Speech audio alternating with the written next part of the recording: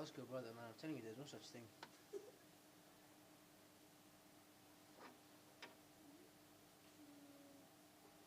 Volume switch. Yeah, I'm telling you, I'm not bugging you.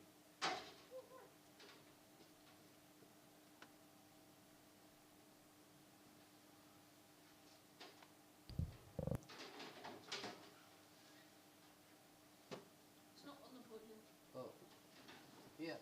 Yeah. Power.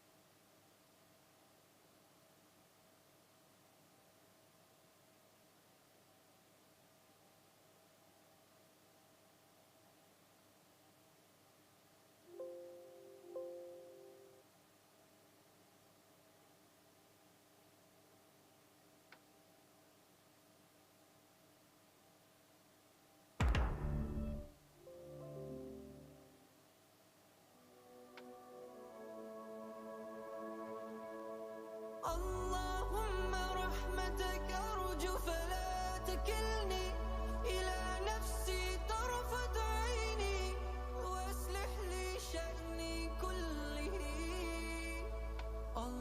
اللهم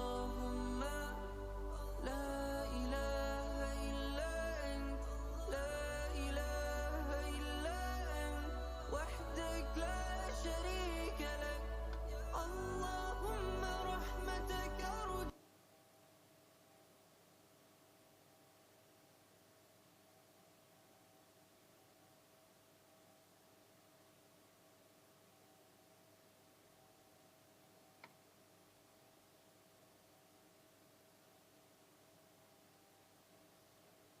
Assalamualaikum. Will you produce the mic? Please, Sakina Rakijun. But try to lay down, please.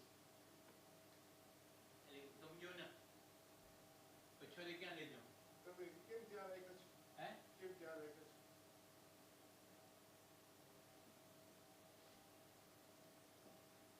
No, to badai pas. To bechali si. I can't think properly. When you put the camera, they will hear that you don't.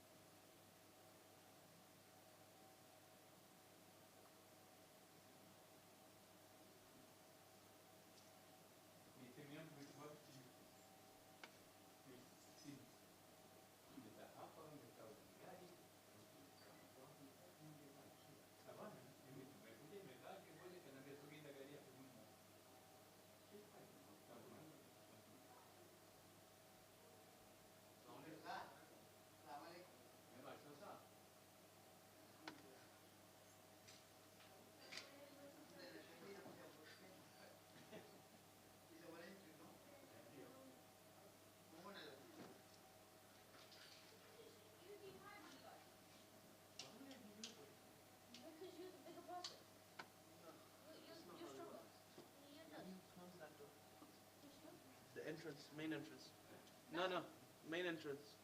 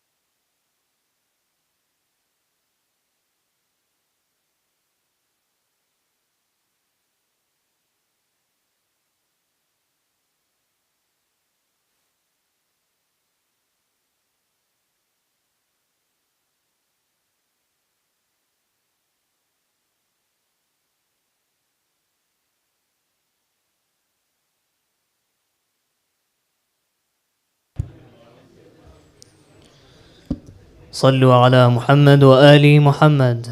الله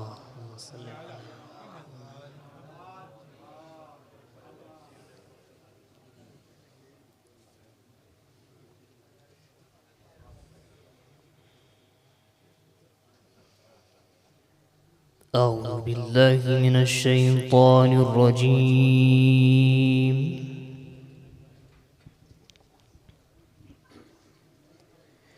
بسم الله الرحمن الرحيم.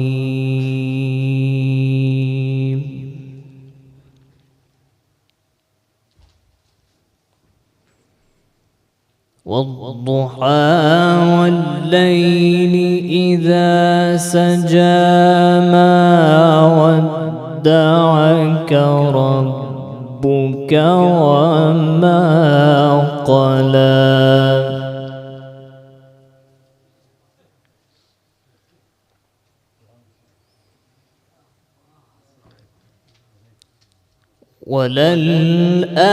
وللآخرة خير لك من الأولى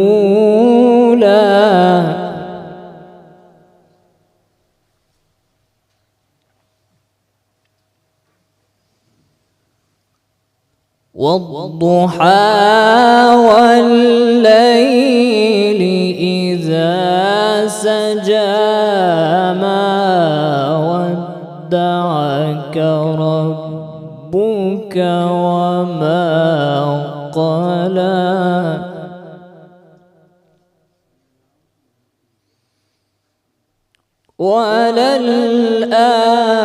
وللآخرة خير لك من الأولى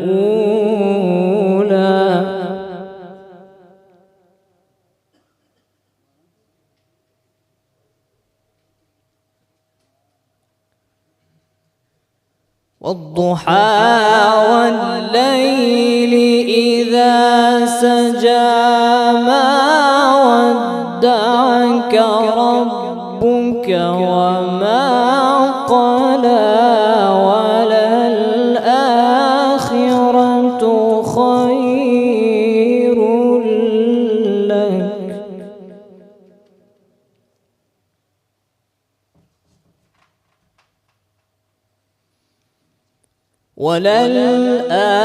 وللآخرة خير لك من الأولى ولسوف يعطيك ربك فترضى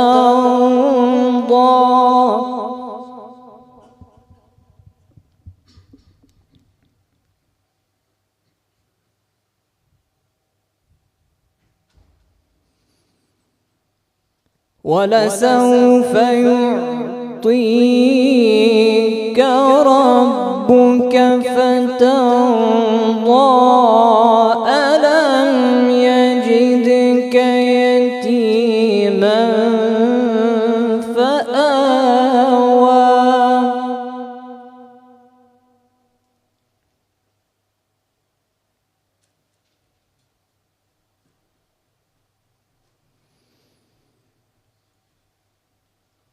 ووجدك ضالا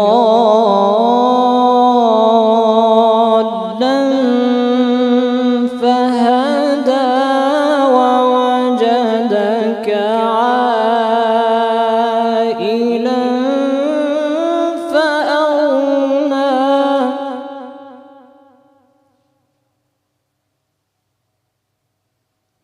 فأما اليتيم فلا تقهر وأما السائل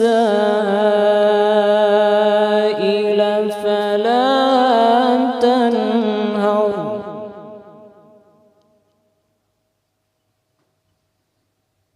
وأما بنعمة ربك فحدث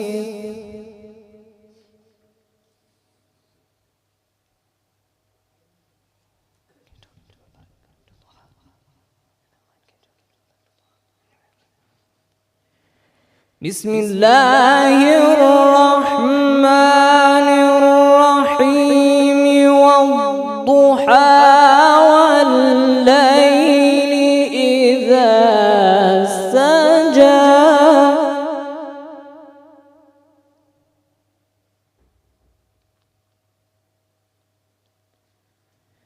ما ودعك ربك وما قلى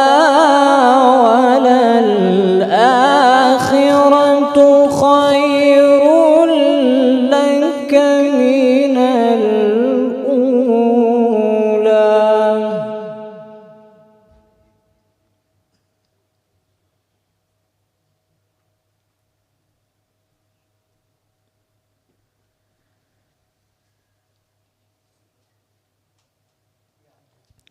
ما ودعك ربك وما قلى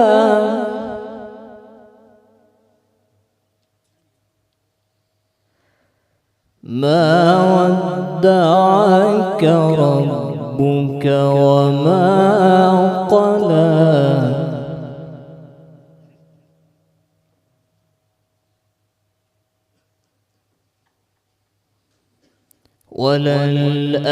وللآخرة خير لك من الأولى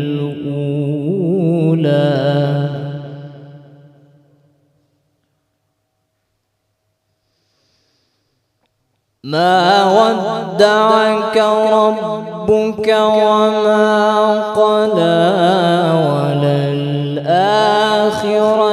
خير لك من الأولى ولسوف يعطيك ربك فترضى ألم يجدك يتيما فآوى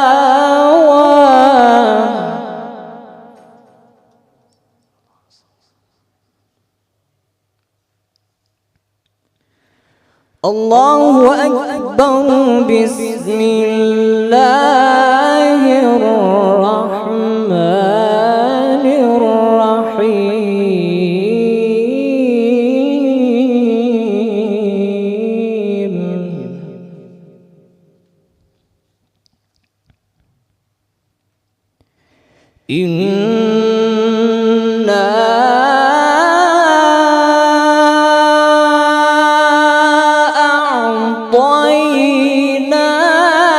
أعطيناك الكوثر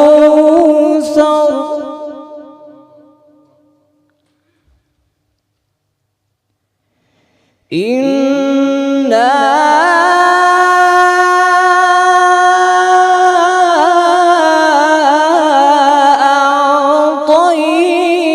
أعطيناك الكوثر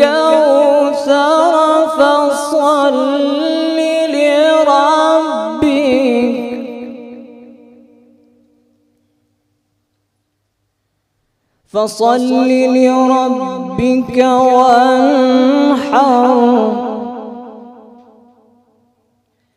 فصل لربك وانحر إن شانئك هو الأبتر إن شانئك هو الأبتر صدق الله العلي العظيم. اللهم صل وسلم وزد وبارك على رسول الله وآله الأطهار على رسول الله وآله الأطهار. اللهم اللهم صل على فاطمة وأبيها وبعلها وبنيها. صلوا على محمد وآل محمد.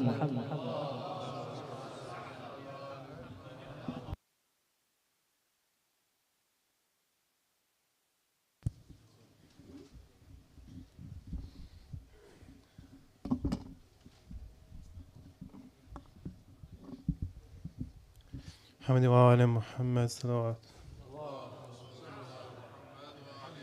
اللهم صل على محمد وآل محمد.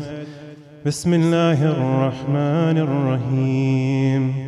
عن جابر بن عبد الله الأنصاري عن فاطمة الزهراء عليه السلام بنت رسول الله صلى الله عليه وآله وسلم قال: سمعت فاطمة أنها قالت: دخل علي أبي رسول الله في بعض الأيام فقال: السلام عليك يا فاطمة. فقلت: عليك السلام. قال: إني أجد في بدني ضعفا.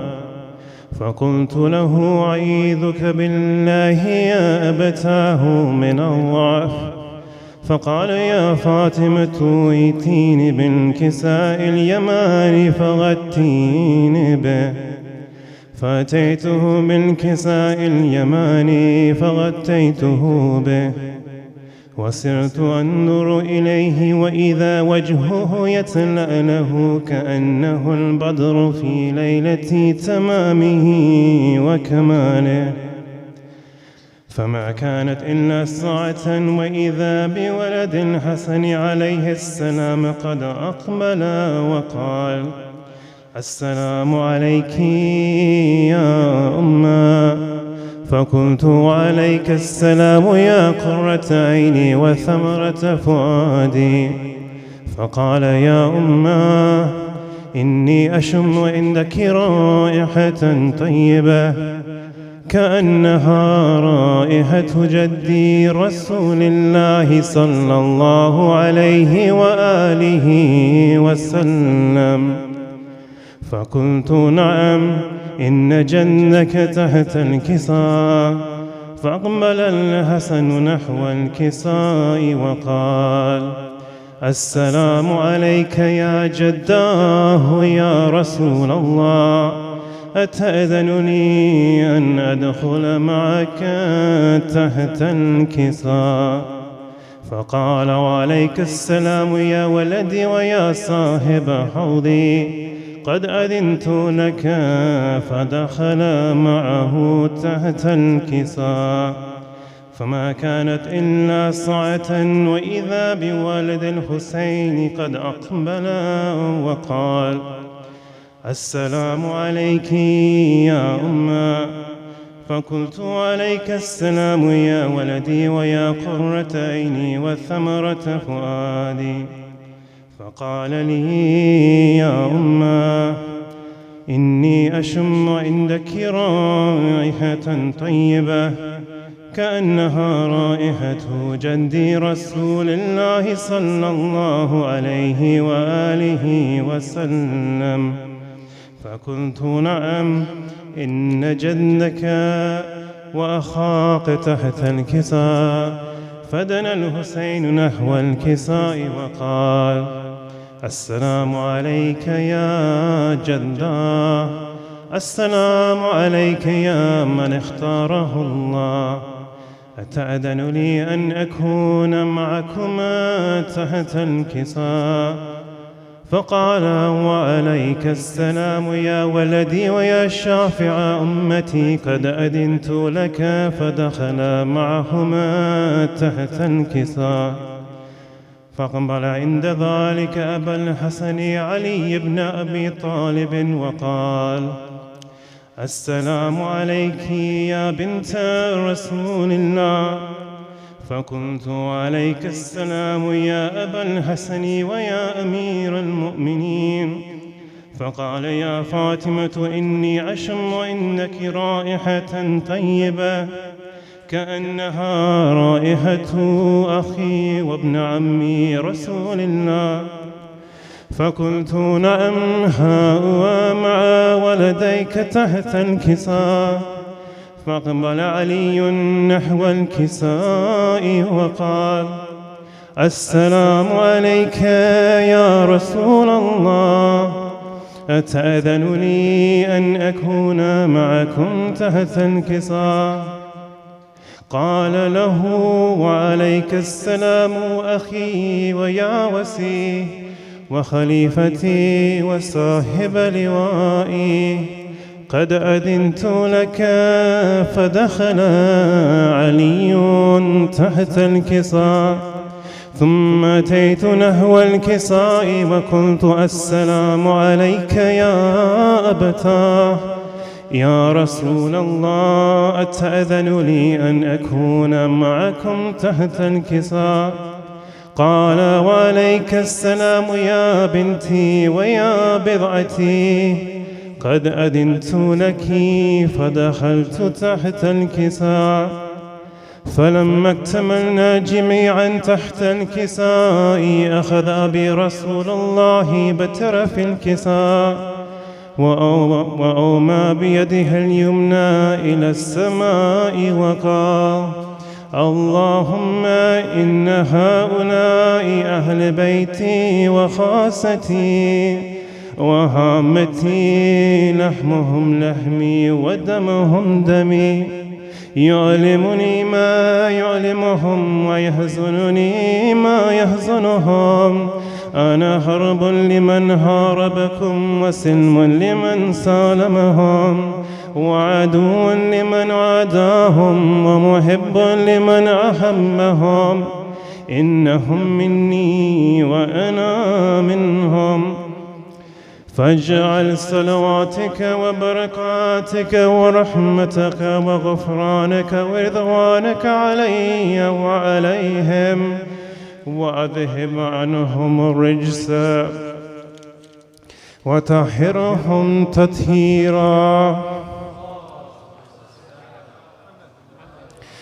فقال الله عز وجل: يا ملائكتي ويا سكان السماوات، إني ما خلقت سماء مبنية ولا أرضا مدحية ولا قمرا منيرا ولا شمسا مضيئة ولا فلكا يدور ولا بحرا يجري ولا فلكا يسري إلا في محبة هؤلاء الخمسة الذين هم تحت الكساء.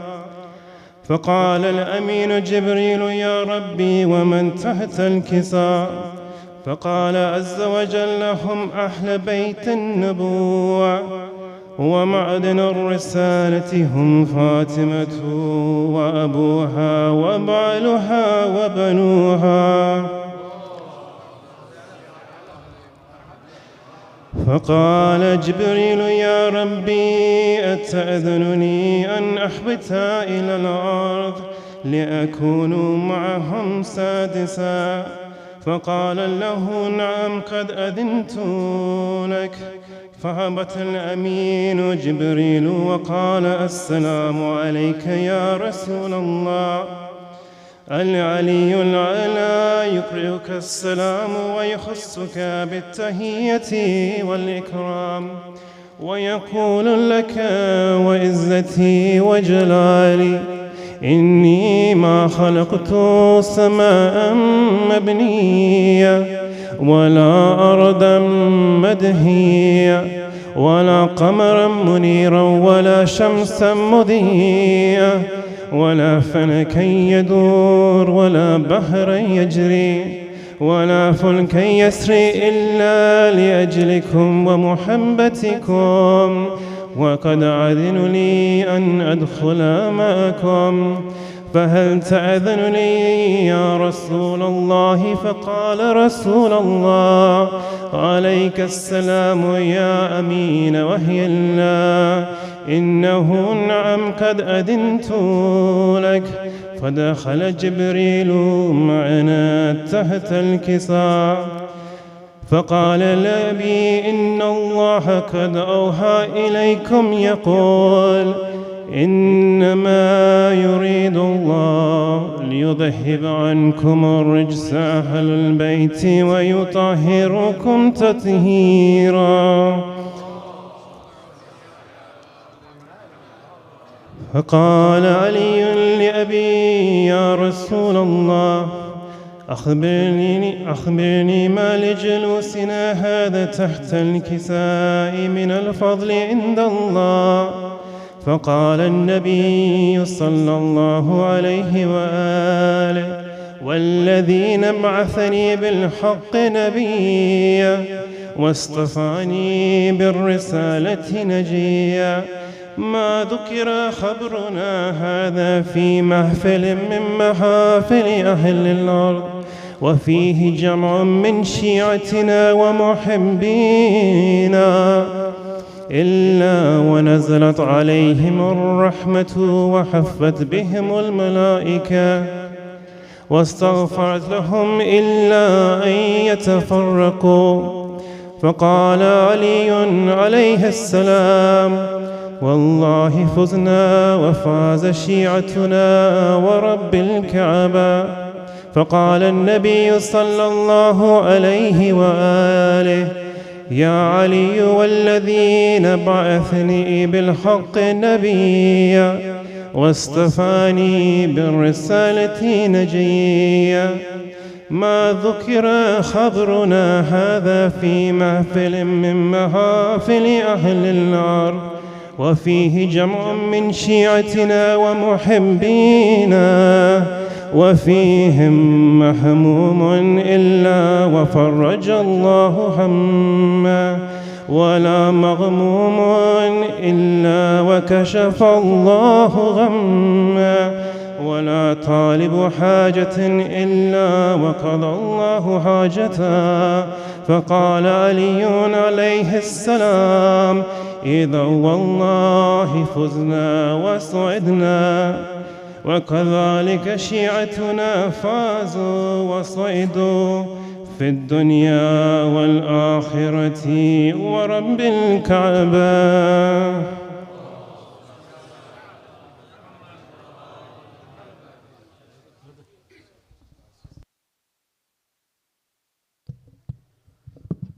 Brothers and sisters, Assalamu alaikum wa rahmatullahi wa barakatuh. Kushali Mubarak to you all. Just before we continue with the program, we're going to expect quite a large crowd today, so if you could just help us by shuffling forward, there's plenty of space at the front, with 3 loud salawat ala Muhammad wa Ali Muhammad. Ala Muhammad wa Ali Muhammad. Allahumma salli ala Muhammad wa Ali Muhammad. Allahumma salli ala Muhammad. Ahsan, thank you. We'll continue the program with the lecture by Shaykh Shahnawaz. Can you please welcome him with salawat ala Muhammad wa Ali Muhammad.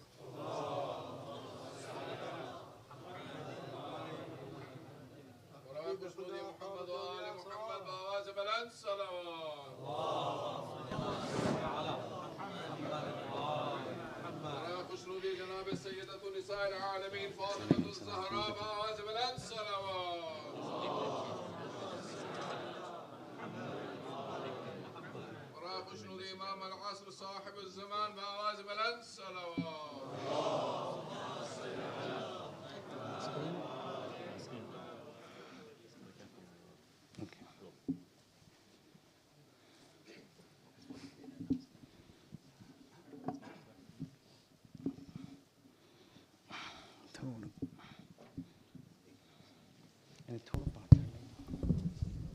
Brothers and sisters, just a quick announcement from the rugby volunteer team. There are some keys needed in rugby. The number plate is VF550SK. That's a VF550SK. If that's your card, please head to the rugby and give your keys to the volunteers. Ahsant.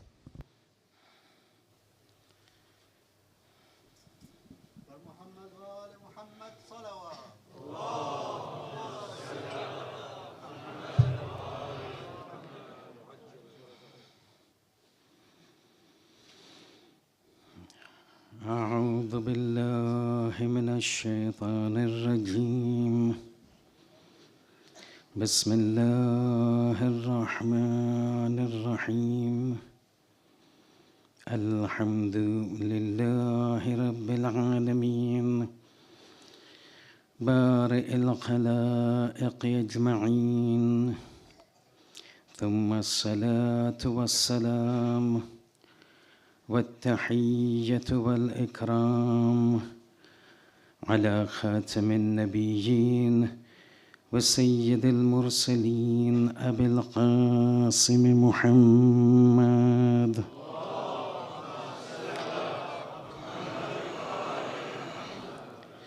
وعلى آله الطيبين الطاهرين المعصومين المظلومين لا سيما على الإمام المنتظر والإمام الثاني عشر ابن العسكري المنتظر ولعنة الله على أعدائهم أجمعين من الآن إلى قيام يوم الدين.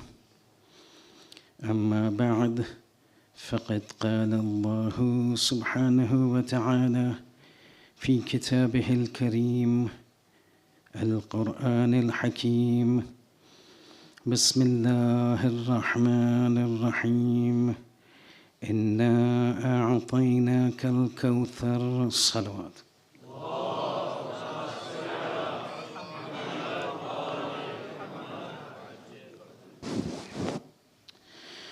At the very outset, allow me to extend my sincere mubarakis and tabrikat to all of you on this extremely auspicious and felicitous occasion of the Wiladat of the daughter of the Holy Prophet Fatima bint Muhammad salawatullahi wa salamuhu alayha.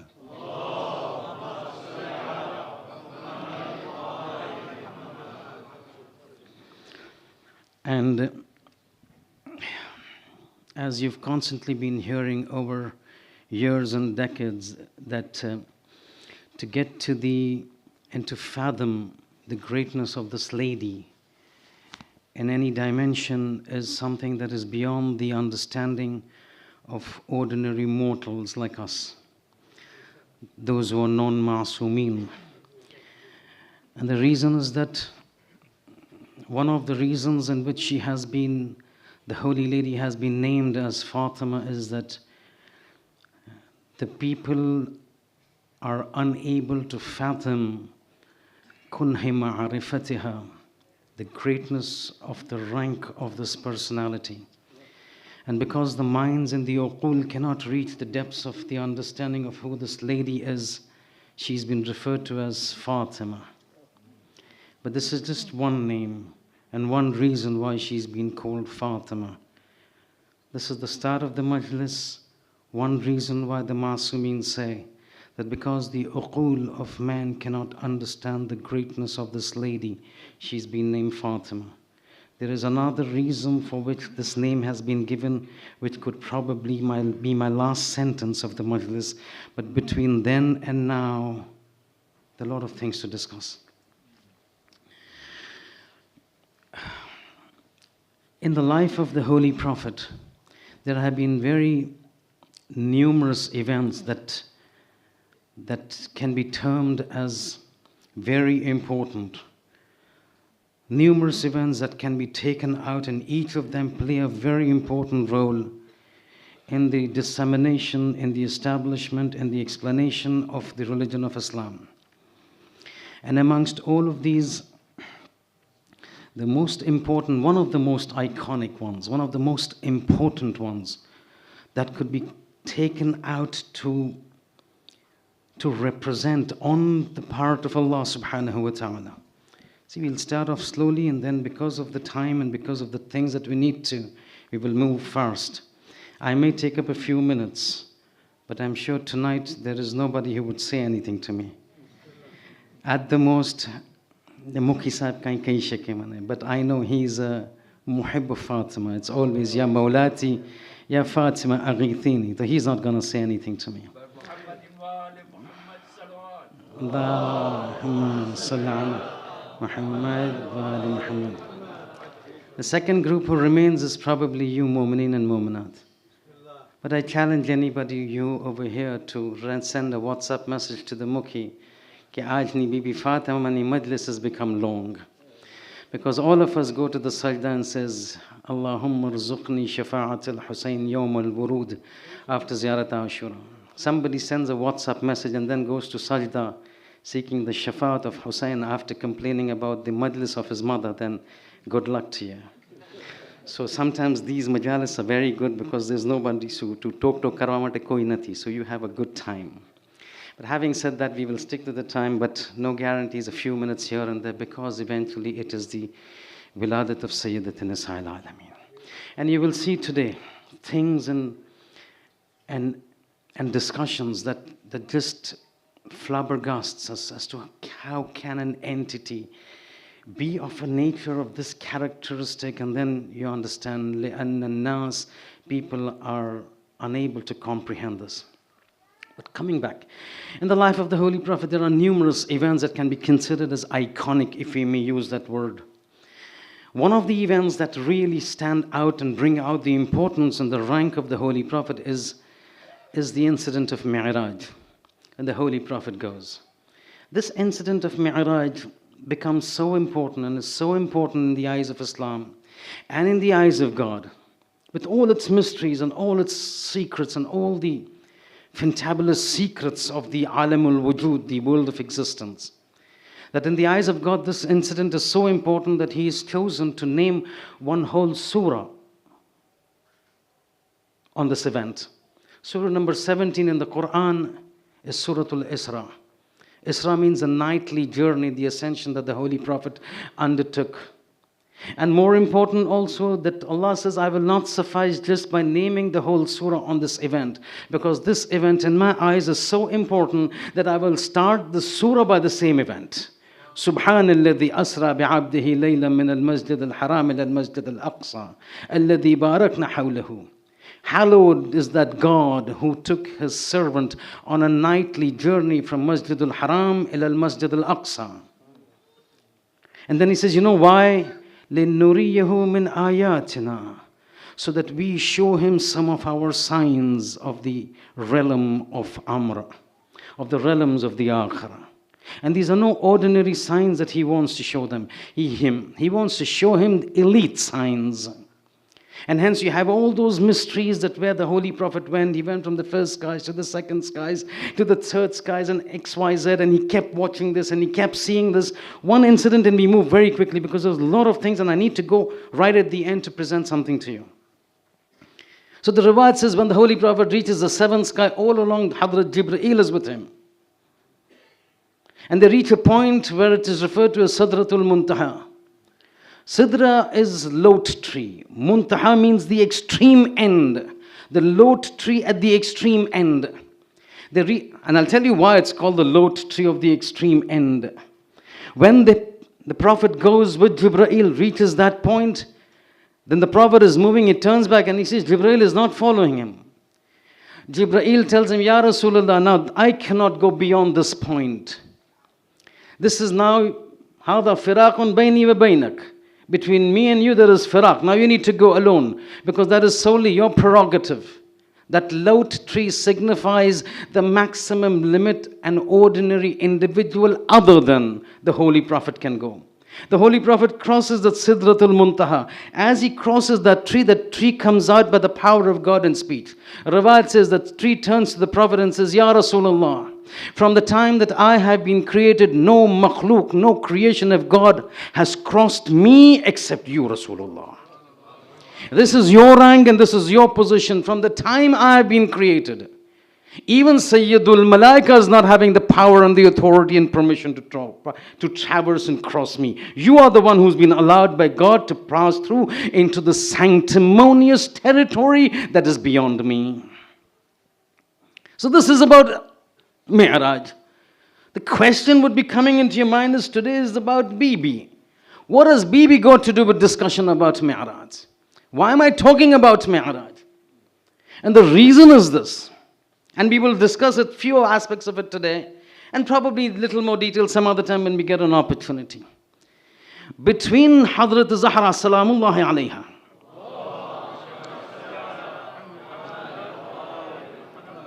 Between Hadrat Zahra alayha salam and the Mi'raj, there is a very intriguing relationship. There's a very intricate relationship.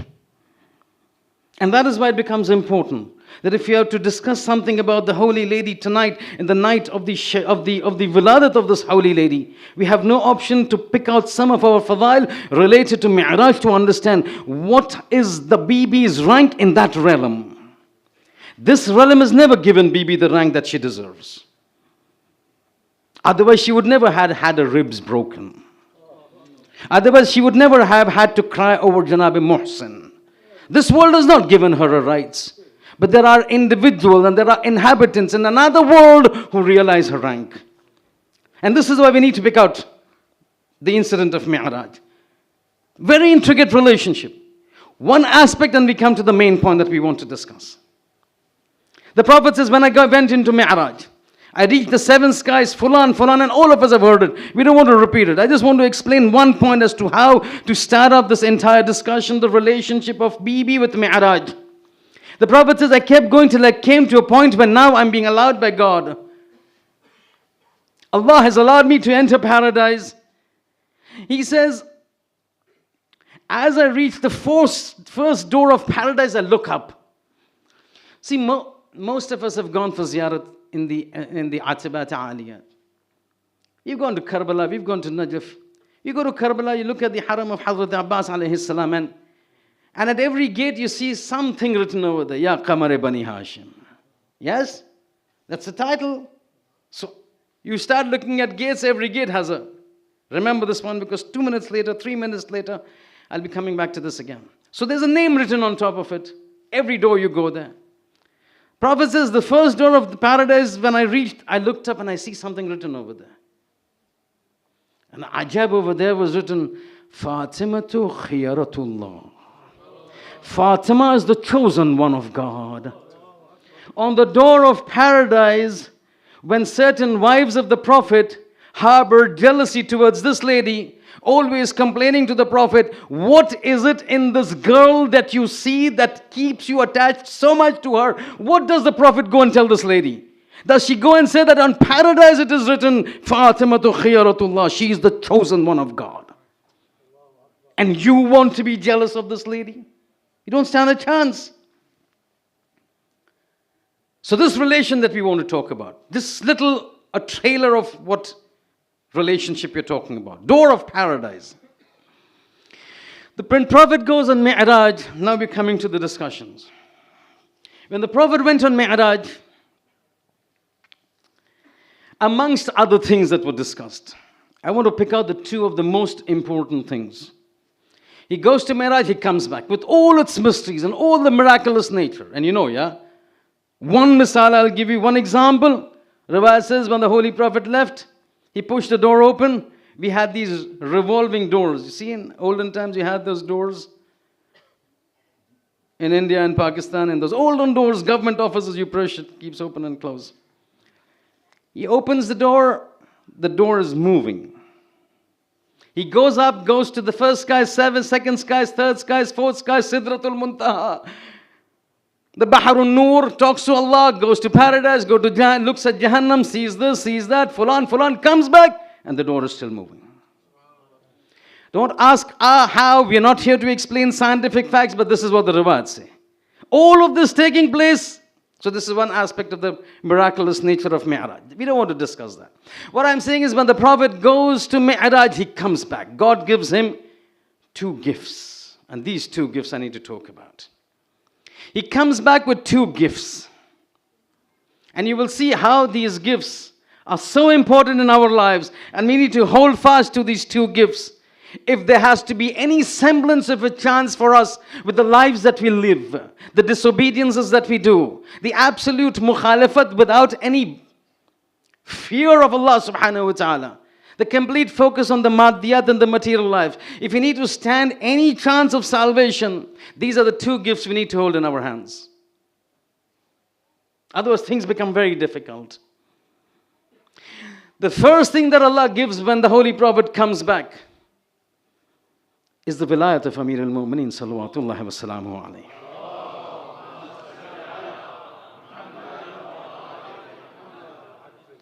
Sixth Imam is asked. So we'll quickly mention few traditions because I need to go to the end. The sixth Imam is asked, Yabna Rasulullah, this issue about Wilayat of Ali ibn Abi Talib. Amin amr dunya, amin amr sama. Is it an affair from this world or is it an affair of the akhirat, of the skies, meaning a divine issue? He says the amr of Wilayat is not an affair of the dunya. It has been ordained in the skies. What the sixth Imam says, I'm going to tell you at the time of the Holy Prophet. Narrated by whom? By Ibn Abbas. This narration, this riwayat is narrated by Ibn Abbas. Now, Ibn Abbas is munfarid, is a unique personality in the traditions that come to us from the Holy Prophet. And the reason that he is unique is because, unique in the sense, he is an individual accepted by the Ahl Shia and the Ahl Tasannun. Normally, if you have certain individuals in the Ahl Tasannun who are narrating hadith, we don't accept it. Abu Huraira. For all reasons. These are academic talks. So we can say whom we will accept from, whom we will not accept from. Nobody needs to feel hurt. At the same time, we've got certain individuals that they don't accept. For example, Zurarat ibn Ayun, they will not accept it. Fair enough. That's your criteria, this is our criteria. But Ibn Abbas is an individual unique that he is accepted by both. Fariqain. The Ahl Tasannun accept his riwayat, we accept his riwayat. This riwayat is from him, Ibn Abbas. Ibn Abbas is saying, one day I was sitting with the Holy Prophet. We were talking, all of a sudden we saw Amir al-Mu'mineen coming. No, he didn't say that. He says we saw Ali ibn Abi Talib coming. Listen, the reason I've changed you will come to know now. He says, I saw Ali ibn Abi Talib come. Imam comes, he comes near us, he turns to the Prophet, Salam alayki ya Rasulullah. Salam given. Now everybody's, because he had adjusted the gathering and the main person in the gathering was the Holy Prophet, so they're all waiting for the Prophet too, because he had come from behind. Prophet turns and looks at him. He says, Wa alayka salam ya Amir al-Mu'mineen. This was the first time in the history of the life of Amir al-Mu'mineen that somebody refers to him as Amir al-Mu'mineen. Says who? Says me? No. Says Ibn Abbas. He says, as soon as I heard the Holy Prophet say, Assalamu wa alayka salam ya Amir al-Mu'mineen, ta'ajjabtu. I was overcome by astonishment. I turned to the Prophet and says, Ya Rasulullah, never have we heard this kind of a word and laqab and an address that you have addressed to Amir al-Mu'mineen ever. What is the secret of this? Is this emanating out of your love for the Holy, for Ali ibn Abi Talib, or is it something that is commanded by Allah subhanahu wa ta'ala? Ibn Abbas says, the Holy Prophet turns to Ibn Abbas and says, Wallahi ibn Abbas. Oh Ibn Abbas, I'm not saying anything about Ali except that shahadtuhu, except I witnessed it with my eyes. Ibn Abbas says, I'm confused. I said, what have you witnessed about Ali ibn Abi Talib that has prompted you to refer to him as Amir al-Mu'mineen? At this point, don't lose track. We are talking about Mi'raj and everything emanating from Mi'raj when it comes to the Wilayat. He says, Lamma usriya bi rabbi ila sama. At the time when my Rabb took me to Mi'raj on the night, when I reached there, after all the discussion, I was given permission to go to paradise like this one. Now remember we said all those things written and I said 2-3 minutes later I'm going to come back. He says, when I reach the doors of paradise, but now he goes ahead to this. And I want to take you back to Karbala. You go to the Haram of Hazrat Abbas. What do? You see one gate, Ya Qamar Bani Hashim. MashaAllah, this is one gate. Bain al-Haramain. Then what do? You start circumambulating. You say, let me see what's around. The second gate, then you go behind, third gate, then the fourth gate, and you keep coming around till you come back to Bain al-Haramain. You want to see how the gates are, how it works? He says, exactly that's what I did. When I went there, I was told you can go to the doors of paradise. There are 8 doors to paradise. 7 doors to hell, 8 doors to paradise. Rahmat of God. Some other time we will discuss. He says, every door, listen to this, every door that I visited, at the door, at the entrance of paradise, 8 doors. On every door, I saw something written that has prompted me to refer to Ali ibn Abi Talib as Amir al-Mu'mineen. He says, what is it? He says, "On every door I saw written, Ali ibn Abi Talib, Amirul Mu'mineen, min qabl an yukhlaq Adam bi sab'een alf am." Ali ibn Abi Talib, in the eyes of Allah, is Amirul Mu'mineen, the commander of faithful for all the faithfuls, 70,000 years before the creation of Adam alayhi salam.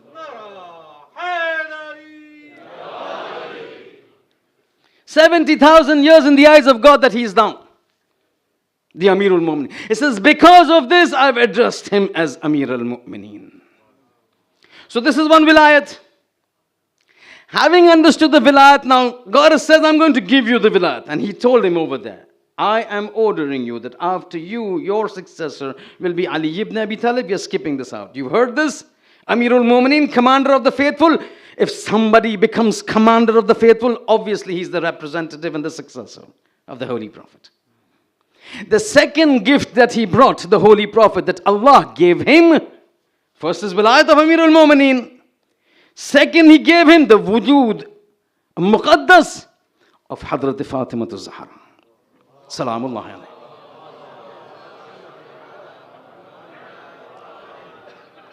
Wujud of Fatimah az-Zahra.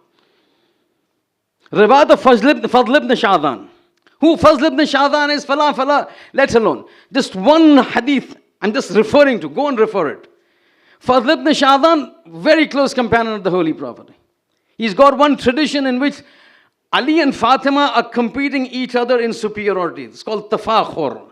So it's called Hadithul Mufakhara or Hadithul Tafakhur. Ajib riwayat. In which every one of them says, Ali says, I am this. Fatima says, if that is it, me is this. Then he says, if that is you, then me is this. And she says, I am this. And eventually the Holy Prophet had to intervene. This is an internal talk just to highlight to us the merits of these two individuals. But some other time, long hadith, 1.5 full scap. Mufakhara. Fadl ibn Sha'dan is narrating from Salman Farsi. Salman Farsi is narrating, one day he was sitting with the Holy Prophet. He says, Ya Rasulullah, very quickly. Ya Rasulullah, tell me something about your family that will increase my love for them. Already Salman is minna ahlul bayt. But he still wants more. He says, tell me. When somebody is willing, then the Masumin never stop. He says, Isma' ya Salman. Lamma the same. Lamma usriya bi ila rabbi ila sama. When my Lord took me for Mi'raj. Now he's saying, all the time he was saying, he would stop at the door. Now we're moving further. He says, Dakhaltu al-Jannah. I entered paradise. He says, I was overwhelmed. I was absolutely stunned, flabbergasted. The gardens, the palaces, the beauty, it's absolutely fantabulous. The smell, the fragrance, amazing. And I was just completely mesmerized. What place is this created by Allah?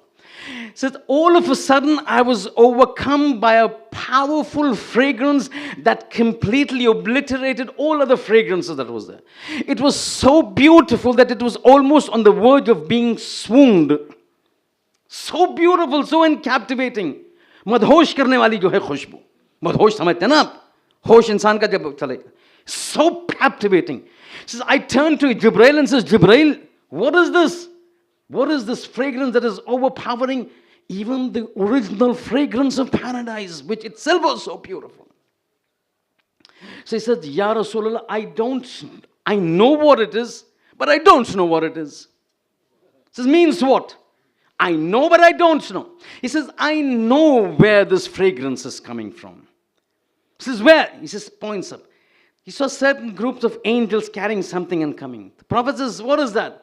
He says, that is an apple that Allah has created thousands of years ago by His might and power, and He's kept it secluded in such a place that nobody has access to it, and none of us know what is it for. A special apple.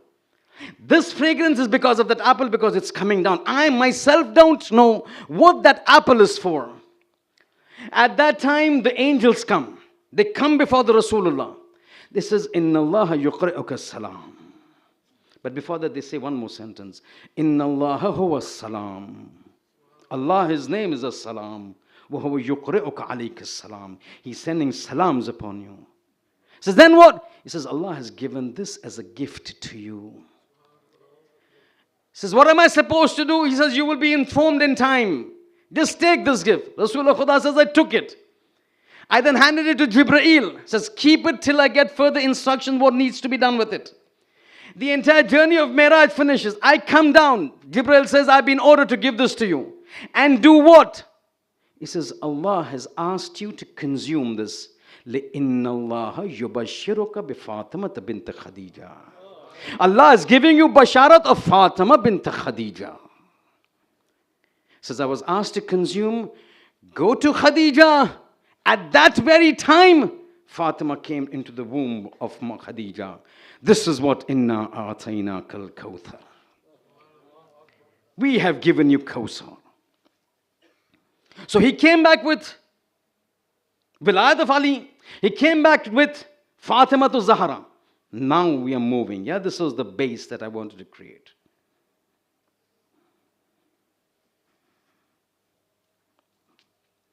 When you buy something, keep this in mind, yeah?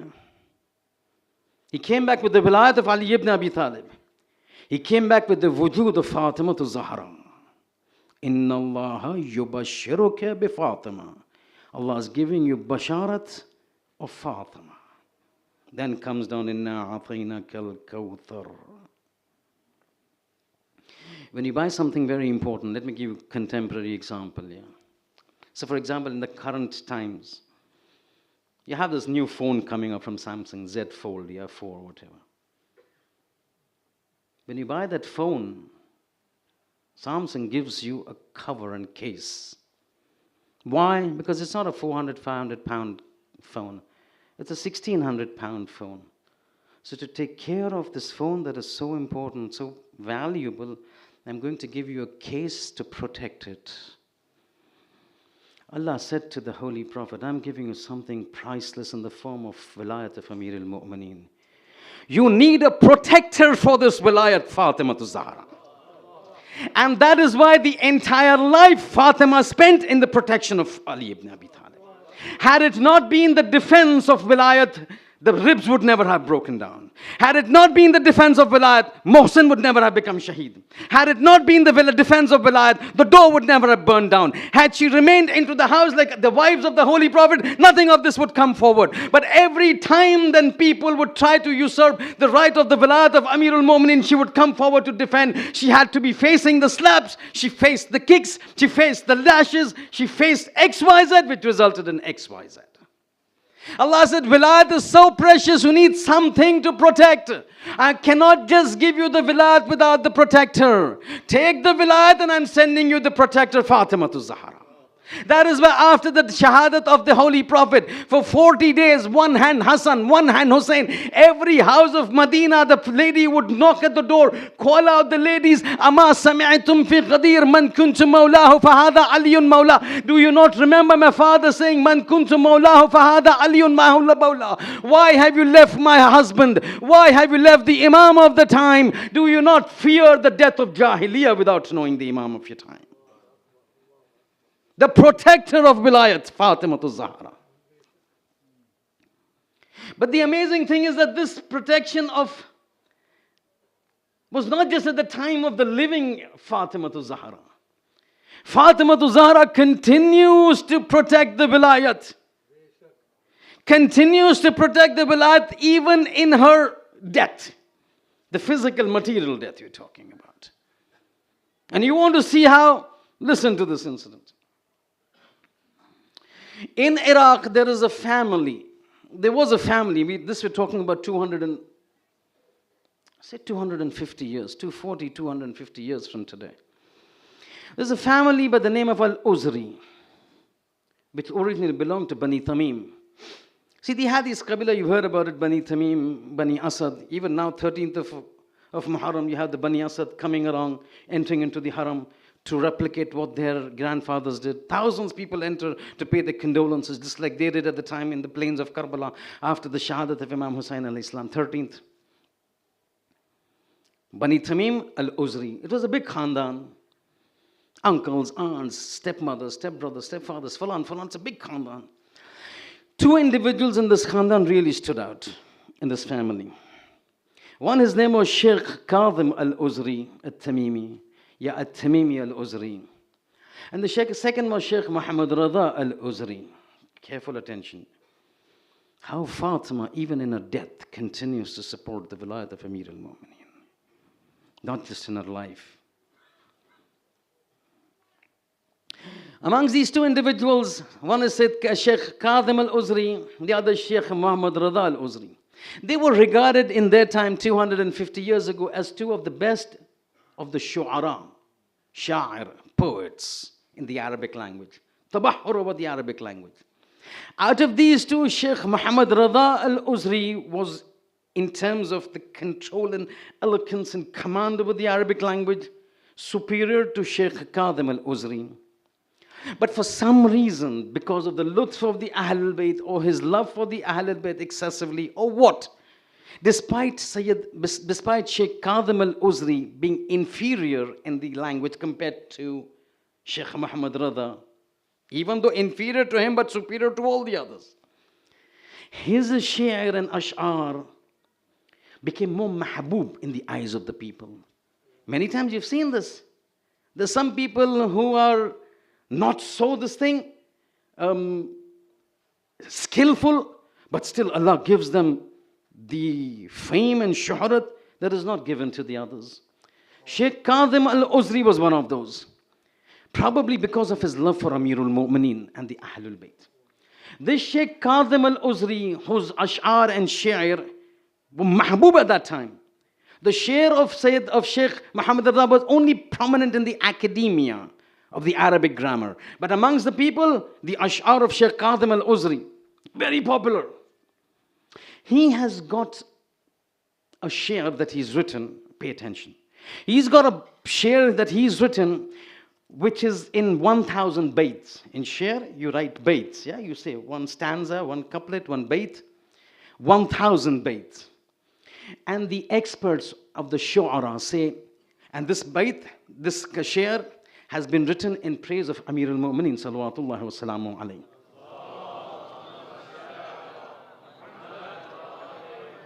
This shi'r is referred to as al-Qasida. You can term it as a Qasida.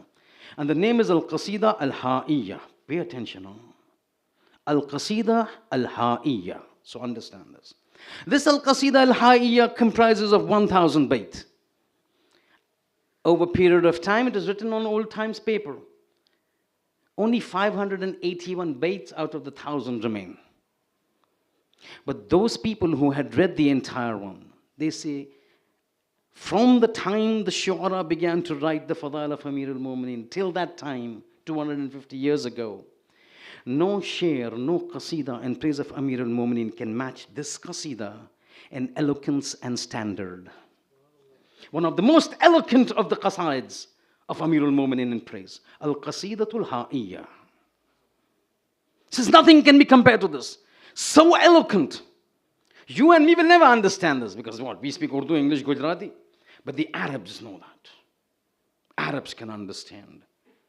And that is why one, Inna a'atayna kal kawthar, and the Arab says, sorry, we can't fight this.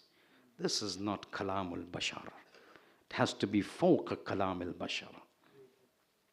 So this qasida is al-ha'iyya, only out of 1,581 remaining. Very eloquent, of a beautiful, of a standard, unparalleled. To understand what the experts in the Arab world think about this qasida, I want to take you a little further. Simultaneous to Shaykh al-Uzri, Kadhim al-Uzri, he was contemporaneous to one of the greatest Miraji of the Shiite world, by the name of Shaykh Muhammad Hassan al-Najafi. Now, I'm not sure how many of us would even know when I say Shaykh Muhammad Hassan al-Najafi. But many times the people don't know the names, but if they are people of academia, they will understand from the works that they have done. So for example, if I say Muhammad Hussain al-Tabatabai, so who's Sayyid Muhammad Hussain al-Tabatabai? Till I tell you the man who wrote Tafsir al-Mizan. Oh, Allama Tabatabai. Yeah, that person we know. Why? Name we are not very familiar. But the work is of such a caliber, such magnum opus, that the work then identifies the individual. Shaykh Muhammad Hassan Najafi, Ayatullah al-Uzma, Shaykh Muhammad Hassan al-Najafi. You would not know him. Even many of the academia would not know him till you refer to his book, Jawahirul Kalam. The author of Jawahirul Kalam is referred to as Sahibul Jawahir, the author of book Jawahirul Kalam. What is this book Jawahirul Kalam? In today's time in Iran, you have this a size of the book which is referred to as Qatte Waziri or Qat'e Waziri. It's 16.5 inches by 23. It's got a specific size in which all the majority of the Islamic books that are printed in Iran are printed in that size, Qat'e Waziri. This Jawahirul Kalam encompasses, it's an encyclopedia of fiqh, unparalleled in the Sunni world, unparalleled in the Shiite world.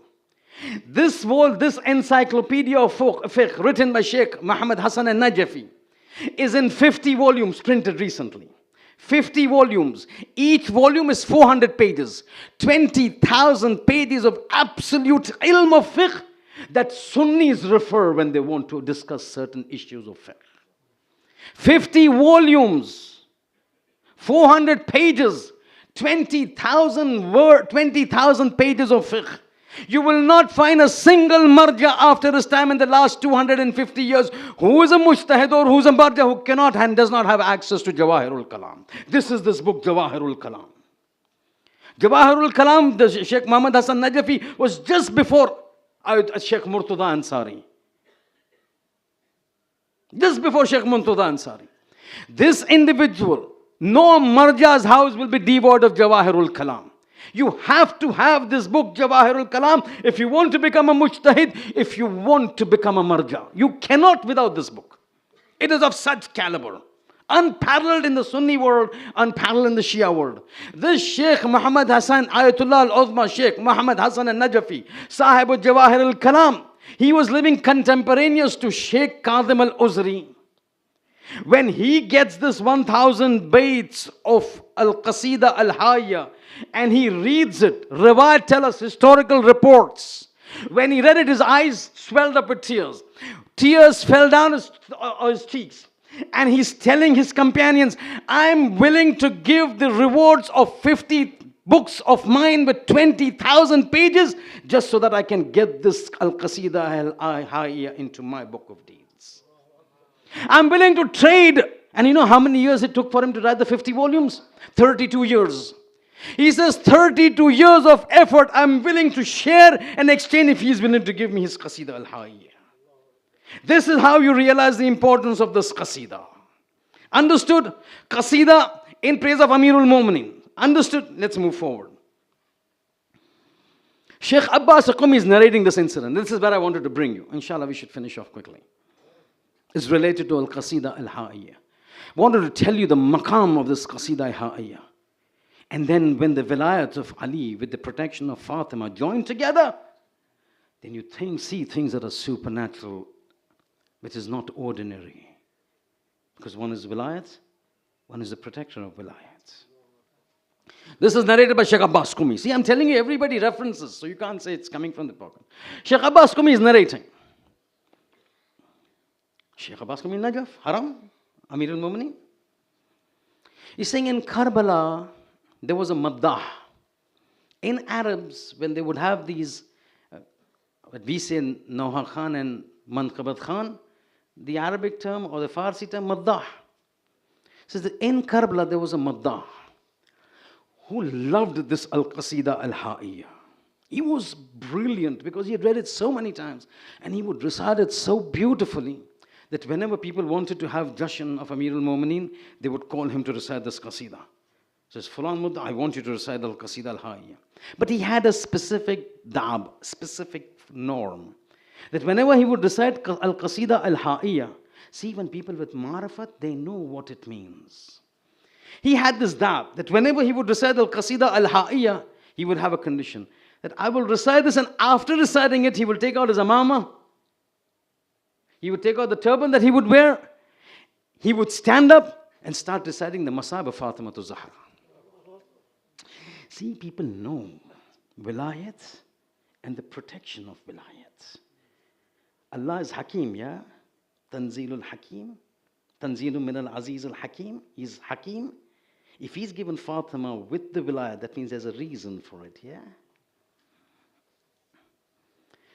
So his da'ab was, he would recite Qasida Haya, beautiful. The Fadail of Ali never come unparalleled, par exemplar. And then after that, he would start reciting the Masahib of Fatima. That was his da'ab. One day, one of the Tujjar of Karbala called him. He says, Fulan, I want you to recite. I'm having a jashan in my house. I want you to come and recite Al-Qasida Al-Ha'iyya. But there's a problem. He says, what is the problem? He says, the problem is this, that some of my friends that are coming, quite a few of them, say 50-60% are Shiites, Muhibbi Ali. But there is one segment of a friend of mine, business associates, we have to compromise, who are Nasibis. You know Nasibis, who have enmity towards the Ahlul Bayt. He says, as far as the Fadail of Ali is concerned, they will be able to tolerate it. Because the Khulafa Rashidin, fourth Khalifa, Masahib of Fatima don't recite. That they will not tolerate. And I might have a lot of financial problems afterwards. So come, I want you to recite. They might not have any problem with the Fadail of Ali. But Masahib of Fatima, because it exposes certain individuals that they regard heavily, then that might not be a good thing. Yeah, it's a sour point. They said, okay, fair enough. He comes, he starts.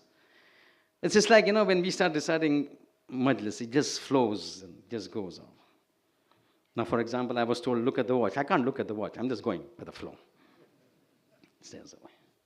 Sure, can't watch. He went in the flow. Al-Madda, Al-Qasida Ha'iyya. First bite, second bite, third bite, falan, falan, falan. All of a sudden, he stops, and according to Zabi, takes out his amama. Stands up and starts walking in between, reciting the Masahib of Fatima. This happened to Fatima. This happened to Fatima. This happened to Fatima. People weeping. Those who were Shias were weeping. Those who were Nawasib, they had frowns on their faces. The Muhibbin of Fatima had tears in their eyes. The Aada and the Nawasib had frowns on their faces. So in everything you have these extreme personalities, extreme individuals. So one of them couldn't take it. He started, he says, no, you can't stop because so many people. He says, I to just ये पूरी मजमा को जो है दरहम बरहम कर देना. I just want to just scatter this entire, to do something to stop this guy. I can't just stand up and tell him, sit down. I'm a guest. So what he did was, if you remember, if you understand, many of these Arab communities, we consider it a little, we refrain from it. But for example, if you go to Iran, in the mosque, when the majlis is going on, they have chai. Chai are distributed. So they come, you drink chai. In certain sections of the Arabian culture, they even have this hookah. So shisha, they will recite. The majlis is going on, but they consume it. That's their culture. They don't consider it as bi-ihtirami. We won't do that, yeah? We will avoid it. But they do it. And this was going on with the son. They were having, so what do I do now? So he took the top in which they were burning coal, and he put it into the amama of this person who was reciting the Masahib, this madda. With what intention? It starts burning, smoke emanates, everybody says, fire, fire. Fire drill is now being enacted, everybody goes. The entire majlis is finished. No Masahib, no nothing. This was his idea. So he takes the top and he puts it inside the amama. Amama, you have topi, you have amama. He put the coal inside, he's waiting. The person is reciting the Masahib of who? Of Fatima to Zahra. Who Fatima? The first defender of Wilayat. Who Fatima? The first Shahida, the second Shahida in the way of Wilayat. The first Shahid is Mohsin. He's waiting. He's waiting for the smoke to come up, the amama to catch fire, the carpet to catch fire, so that now when he said, oh, smoke, smoke, fire, the whole thing goes. To his surprise, nothing is happening. Nothing is happening. So he's thinking probably this coal that I've put in have just died out. So he tells his friend, give me your shisha. So that fellow slowly passes the shisha to him. He picks it up. He puts it again. This is the second time. He's waiting. Now it'll burn. Now it'll burn. It still doesn't burn. It still doesn't burn. I told you right at the beginning, there's one sentence I will say at the end. That first sentence about Hadrat Fatima, the name, watch out. The second sentence. He puts the coals, nothing happens. He's not burning. He's saying, why is it not burning? He's telling his friend, I don't know. Probably you're putting it down, it's dying out. Or probably we've used it so much that it's only ashes. He says, okay, let me do something. He gets up, he goes to the kitchen. Now he brings flaming coal, yeah? Right from there, flaming. So there's no question of ashes or... He brings it slowly in his haqqa and he puts it again. Yet nothing is burning. Yet nothing is burning. In the meantime, this madda finishes the masab of Fatima to Zahra. Tears streaming down his face. Tears streaming down the face of the Shiites. Least bothered about what is happening. These were the people who were worried. They had put their head down. They were weeping. He finishes. He comes down. He picks up his amama. He dusts the topi, puts it on. These Nawasib are looking. The amama is not spoiled. They are seeing the coal still burning.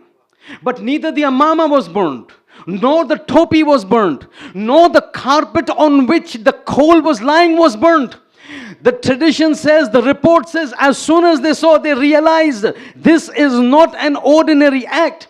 This is similar to what took place at the time of Musa. The sorcerers thought they would overcome Musa. They threw their ropes, they threw their sticks, they threw their robes. They thought they had deceived the people thinking that what they had done was snake. But Musa comes, drops the staff, becomes a snake. The snake goes and eats up all the other snakes. The sorcerers knew what they had done was just takhayyul. They were the eye deception. It was a deception of the eyes. The thing that they had dropped had not become snakes. They were deceiving the eyes. But when they saw the snake of Musa eating up their robes and supposedly serpents, they realized this was not magic. Expert is required to know that something is happening beyond his pay grade. Immediately they realized this was not magic. It was of something coming from a higher source. They fall down into sajda. Amanna barabbi Haruna wa Musa. We understand this man is no ordinary man. This what he's done is not a sorcery. It must have come from a divine source.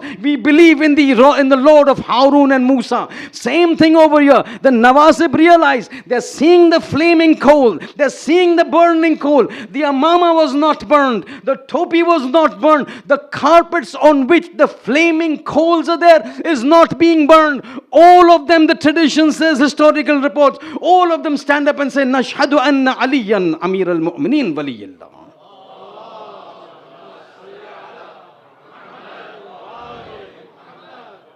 All of them accepted Islam. All of them accept Tashayyu. They're seeing the mu'jiza. This is what happens when Wilayat is there and the protector of Wilayat is there. When they combine together, you see things that you don't see normally. And that is why, coming to my last sentence before we go to the dua and complete this discussion. That is why when the Holy Prophet is asked, Lima summiyat Fatima, Fatima. Why is Fatima called Fatima? One of the other meanings that the Prophet says, لأن فتمت هي وذريتها ومحبيها من النار. Allah has protected Fatima, her children and her muhibbin from the fire of hell and from every fire. Now we understand that probably the Prophet did not find it the maslahat. People might not understand. People might not be able to digest. But had he probably been given an opportunity, he would have said, Allah has protected Fatima from the fire, her children from the fire, her followers from the fire, and any inanimate thing that gets associated with Fatima becomes protected from the fire by Allah subhanahu wa ta'ala. لأنها فتمت هي وذريتها وأصحاب محبيها من النار. No fire can touch Fatima. No fire can touch her children, the Sadat. Obviously, بشرطها وشروطها. ومحبيها, people, you and me who are sitting over here, coming from such distances just to recite and just to listen and just to commemorate her shahadat and to participate in the felicitations. Fatimat, Allah has protected us from the fire. One example is when the khulus is there, when the sincere niyat is there, when the conviction is there, with the wilayat and the protection of Fatima, you see such things happening, please. We pray to Allah subhanahu wa ta'ala.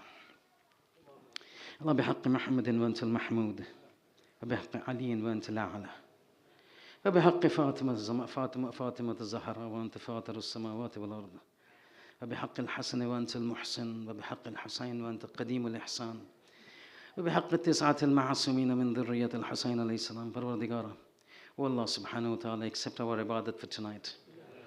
At least we are making this niyat, I'm making this niyat, that the thawab of all that we have done today may be gifted to the bargah of Hadrat al-Zahra so that she becomes pleased with us. Every individual can do their own niyat if they feel appropriate.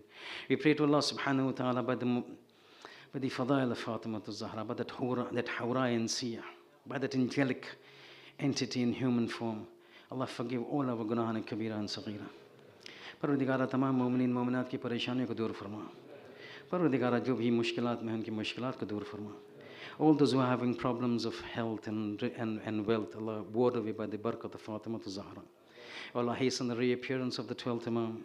Grant us tawfiq that we may be part of his global revolution. हमें उनके आवान और अंसार में शामिल फरमा. परवरदिगार हमारे मरहुमीन की मग़फ़िरत फरमा. Grant them safety from all the troubles and trials of the barzakh and akhirah.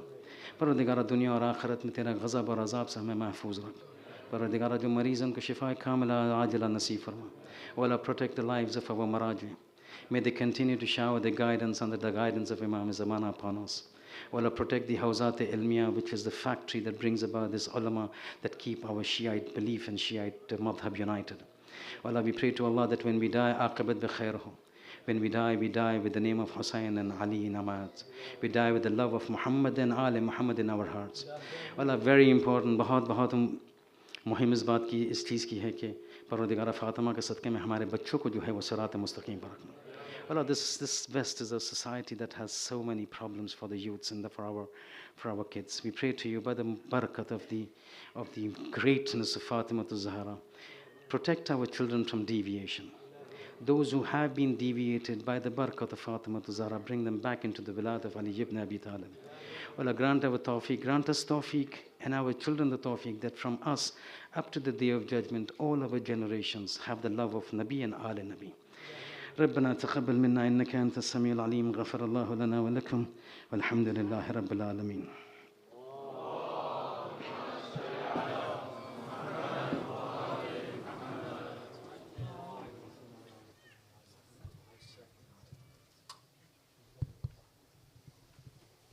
محمد وآل محمد صلوات.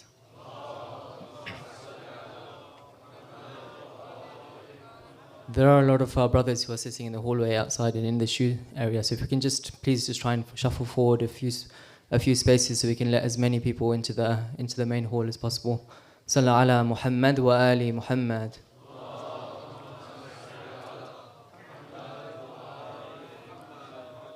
Announcements for today are as follows. Today, Friday the 13th of January 2023, is the eve of the 20th of Jumadil Akhir 1444. We're requested to please recite 5 times Amma Yujibu for all those who are unwell. Bismillahir Rahmanir Rahim. Amma yujibu al-mudhtar wa idha da'ahu wa yakshifu as-su'. أما يجيب المضطر وإذا دعاه ويكشف السوء. أما يجيب المضطر وإذا دعاه ويكشف السوء.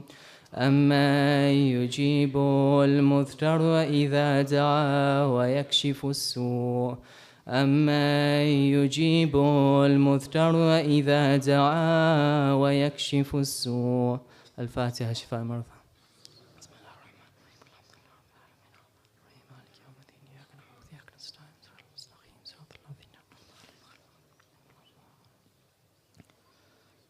Main announcements for today. Fajr Nawaz will be prayed this weekend at 7 a.m. followed by lecture by Shaykh Mustafa Jafar, Surah Yasin, Ziyarat and Niyaz.